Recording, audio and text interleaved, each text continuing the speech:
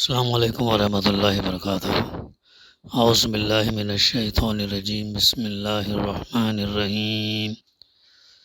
رب اشرح لی صدری ویسر لی امری واحلل عقدۃ من لسانی یفقہوا قولی رب زدنی علما۔ آج انشاءاللہ ہم یہ سمجھنے کی کوشش کریں گے کہ مسلم اور کافر کا اصلی فرق کیا ہے، کیوں ہے۔ برادران اسلام، ہر مسلمان اپنے نزدیک یہ سمجھتا ہے، اور آپ بھی ضرور ایسا ہی سمجھتے ہوں گے، کہ مسلمان کا درجہ کافر سے اونچا ہے۔ مسلمان کو اللہ پسند کرتا ہے اور کافر کو ناپسند کرتا ہے۔ مسلمان اللہ کے ہاں بخشا جائے گا اور کافر کی بخشش نہ ہوگی۔ مسلمان جنت میں جائے گا اور کافر دوزخ میں جائے گا۔ آج میں چاہتا ہوں کہ آپ اس بات پر غور کریں کہ مسلمان اور کافر میں اتنا بڑا فرق کیوں ہوتا ہے۔ کافر بھی آدم کی اولاد ہے اور ہم بھی۔ کافر بھی ایسا ہی انسان ہے جیسے ہم سب۔ وہ بھی تمہارے جیسے ہاتھ، پاؤں، آنکھ، کان رکھتا ہے۔ وہ بھی اسی ہوا میں سانس لیتا ہے، یہی پانی پیتا ہے، اسی زمین پر بستا ہے، یہی پیداوار کھاتا ہے، اسی طرح پیدا ہوتا ہے اور اسی طرح مرتا ہے۔ اسی اللہ نے اس کو بھی پیدا کیا ہے جس نے تم کو پیدا کیا۔ پھر آخر کیوں اس کا درجہ نیچا ہے اور تمہارا اونچا؟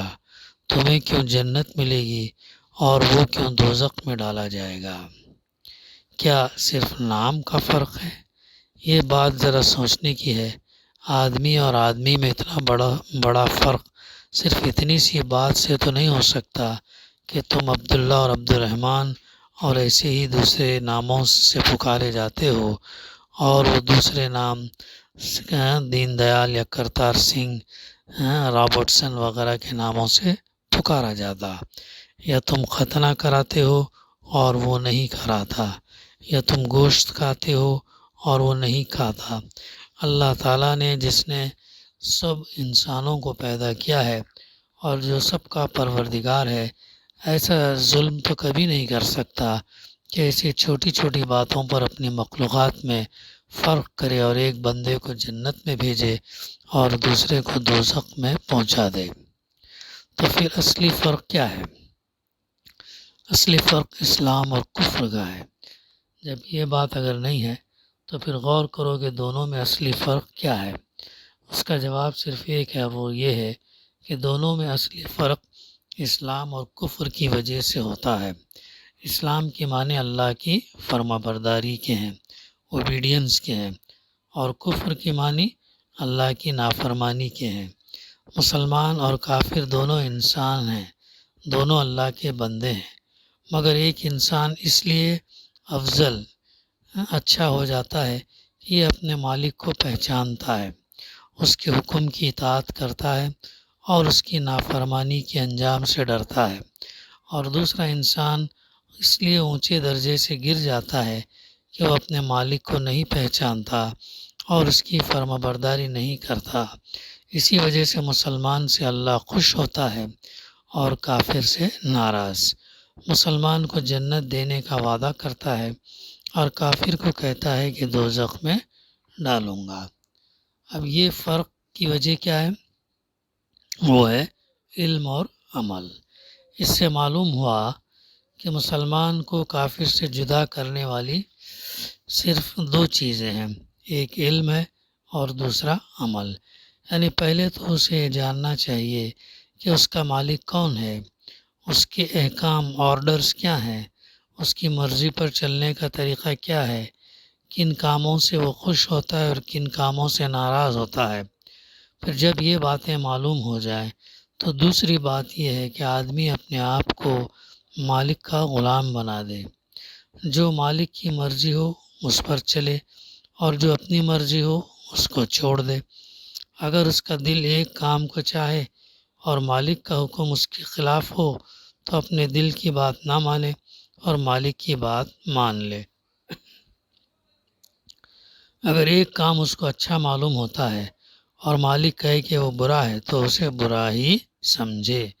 اپنے دماغ سے اپنے ذہن سے متعین نہ کرے، اور اگر دوسرا کام اسے برا معلوم ہوتا ہے مگر مالک ہے وہ اچھا ہے تو اسے اچھا ہی سمجھے، یعنی یہ ہے مالک کی فرما برداری۔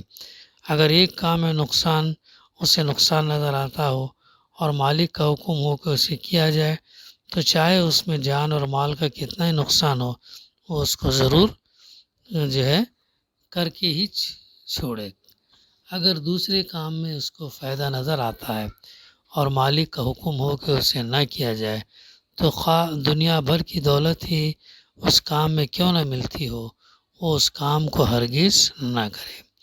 یہ علم اور یہ عمل ہے جس کی وجہ سے مسلمان اللہ کا پیارا بندہ ہوتا ہے اور اس پر اللہ کی رحمت نازل ہوتی ہے اور اللہ اس کو عزت عطا کرتا ہے۔ کافر یہ علم نہیں رکھتا اور علم نہ ہونے کی وجہ سے اس کا عمل بھی یہ نہیں ہوتا، اس لیے اللہ کا جاہل اور نافرمان بندہ ہوتا ہے اور اللہ اس کو اپنی رحمت سے محروم کر دیتا ہے۔ اب خود ہی انصاف سے کام لے کر سوچو کہ جو شخص اپنے آپ کو مسلمان کہتا ہو مگر ویسا ہی جاہل ہو جیسے ایک کافر ہوتا ہے اور ویسا ہی نافرمان ہو جیسا ایک کافر ہوتا ہے تو محض نام اور لباس اور کھانے پینے کی فرق کی وجہ سے وہ کافر کے مقابلے میں کس طرح افضل ہو سکتا ہے، اور کس بنا پر دنیا اور آخرت میں اللہ کی رحمت کا حقدار ہو سکتا ہے۔ اسلام کسی نسل یا خاندان یا برادری کا نام نہیں ہے کہ باپ سے بیٹے کو اور بیٹے سے پوتے کو اور آپ ہی آپ مل جائے۔ یہاں یہ بات نہیں ہے کہ برہمن کا لڑکا چاہے کیسا ہی جاہل ہو اور کیسے ہی برے کام کرے مگر وہ اونچا ہی ہوگا کیونکہ برہمن کے گھر پیدا ہوا ہے اور اونچی ذات کا ہے، اور دوسرے کا لڑکا چاہے علم اور عمل کے لحاظ سے ہر طرح اس سے بڑھ کر ہو مگر وہ نیچا ہی رہے گا کیونکہ وہ دوسری ذات سے پیدا ہوا اور کمین ہے۔ یہاں تو اللہ نے اپنی کتاب میں صاف فرما دیا ہے کہ ان اکرمکم عند اللہ اتقاکم، یعنی جو اللہ کو زیادہ پہچانتا ہے اور اس کی زیادہ فرما برداری اوبیڈینس کرتا ہے وہی اللہ کے نزدیک زیادہ عزت والا ہے۔ عزت مال، دولت، شہرت، اقتدار، پاور سے نہیں بلکہ کس سے ملنے والی ہے؟ جو اللہ کو زیادہ پہچانتا ہو اور اس کی فرما برداری کرتا ہو وہی اللہ کے نزدیک زیادہ عزت والا ہے۔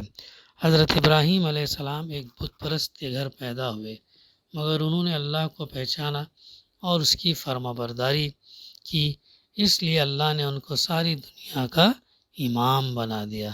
حضرت نوح علیہ السلام کا لڑکا ایک پیغمبر کے گھر پیدا ہوا مگر اس نے اللہ کو نہ پہچانا اور اس کی نافرمانی کی، اس لیے اللہ نے اس کے خاندان کی کچھ پرواہ نہ کی اور اسے ایسا عذاب دیا جس پر دنیا عبرت کرتی ہے۔ بس خوب اچھی طرح سمجھ لو کہ اللہ کے نزدیک انسان اور انسان میں جو کچھ بھی فرق ہے وہ علم اور عمل کے لحاظ سے ہے۔ دنیا میں بھی اور آخرت میں بھی اس کی رحمت صرف انہی کے لیے ہے جو اس کو پہچانتے ہیں اور اس کے بتائے ہوئے سیدھے راستے کو جانتے ہیں اور اس کی فرما برداری کرتے ہیں۔ جن لوگوں میں یہ صفت نہیں ہے ان کے نام خواہ عبداللہ اور عبدالرحمن ہو یا کچھ اور ہو، اللہ کے نزدیک ان دونوں میں کوئی فرق نہیں اور ان کو اس کی رحمت سے کوئی جو ہے حق نہیں پہنچتا۔ اگلا ٹاپک، آج مسلمان ذلیل کیوں ہے؟ بھائیو، تم اپنے آپ کو مسلمان کہتے ہو اور تمہارا ایمان ہے کہ مسلمان پر اللہ کی رحمت ہوتی ہے، مگر ذرا آنکھیں کھول کر دیکھو کہ اللہ کی رحمت تم پر نازل ہو رہی ہے۔ آخرت میں جو کچھ ہوگا وہ تو تم بعد میں دیکھو گے مگر اس دنیا میں تمہارا جو حال ہے اس پر نظر ڈالو۔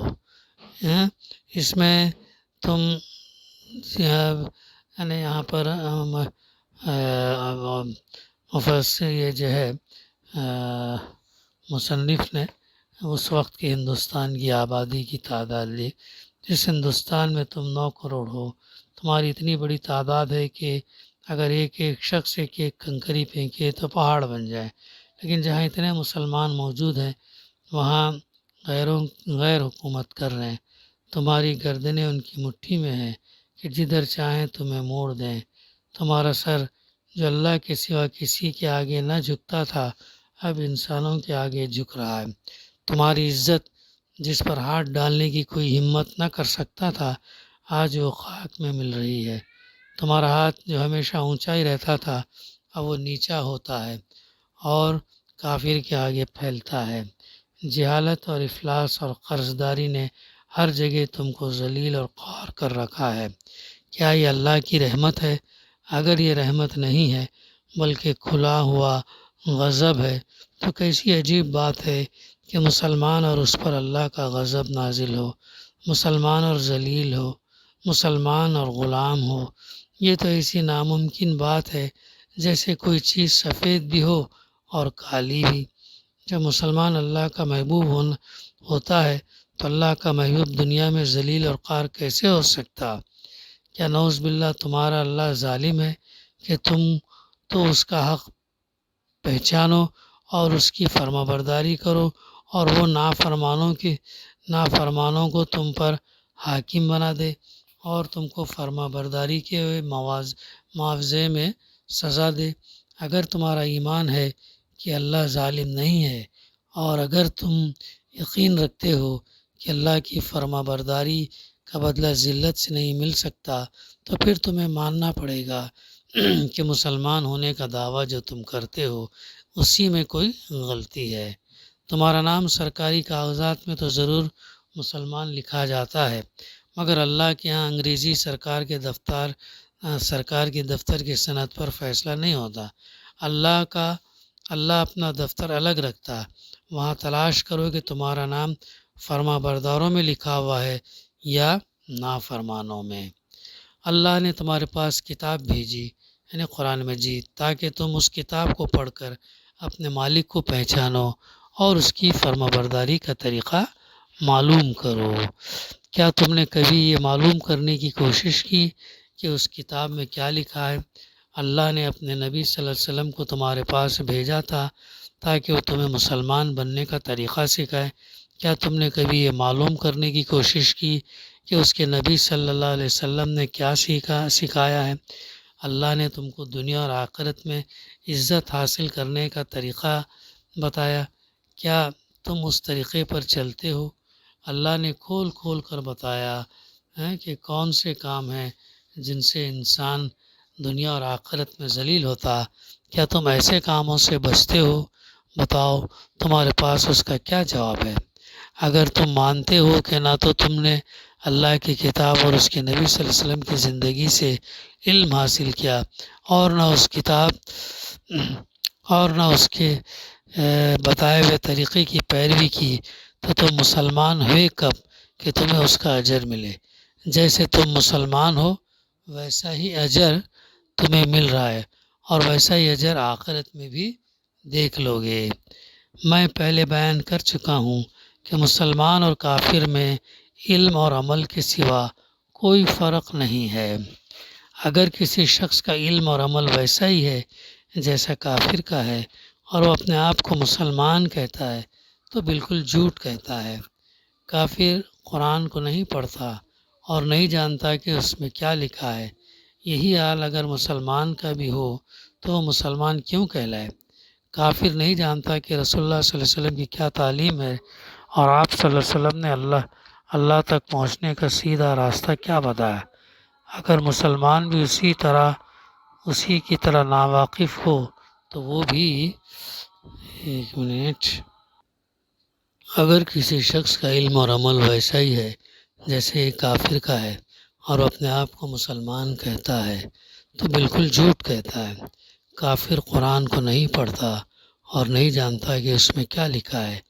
یہی حال اگر مسلمان کا بھی ہو تو مسلمان کیوں کہلائے؟ کافر نہیں جانتا کہ رسول اللہ صلی اللہ علیہ وسلم کی کیا تعلیم ہے اور آپ صلی اللہ علیہ وسلم نے اللہ تک پہنچنے کا سیدھا راستہ کیا بتایا ہے. اگر مسلمان بھی اسی کی طرح ناواقف ہو تو وہ مسلمان کیسے ہوا؟ کافر اللہ کی مرضی پر چلنے کے بجائے اپنی مرضی پر چلتا ہے. مسلمان بھی اگر اسی کی طرح خود سر اور خود سر اور آزاد ہو، تو اسی کی طرح اپنے ذاتی خیالات اور اپنی رائے پر چلنے والا ہو، اسی کی طرح اللہ سے بے پرواہ اور اپنی خواہش کا بندہ ہو، تو اسے اپنے آپ کو مسلمان یعنی اللہ کا فرما بردار کہنے کا کیا حق ہے؟ کافر حلال اور حرام کی تمیز نہیں کرتا، اور جس کام میں اپنے نزدیک فائدہ یا لذت دیکھتا ہے اس کو اختیار کر لیتا، چاہے اللہ کے نزدیک وہ حلال ہو یا حرام۔ یہی رویہ اگر مسلمان کا ہو تو اس میں اور کافر میں کیا فرق ہوا؟ غرض یہ ہے کہ جب مسلمان بھی اسلام کے علم سے اتنا ہی واقف، اتنا ہی کورا ہو جتنا کافر ہوتا ہے، اور جب مسلمان بھی وہ سب کچھ کرے جو کافر کرتا ہے، تو اس کو کافر کے مقابلے میں کیوں فضیلت حاصل ہو، اور اس کا حشر بھی کافر جیسا کیوں نہ ہو؟ یہ ایسی بات ہے جس پر ہم سب کو ٹھنڈے دل سے غور کرنا چاہیے۔ انشاءاللہ آئندہ ہم سلسلہ جاری رکھیں گے۔ دعا ہے کہ اللہ سبحانہ وتعالی ہمیں کہنے سننے سے زیادہ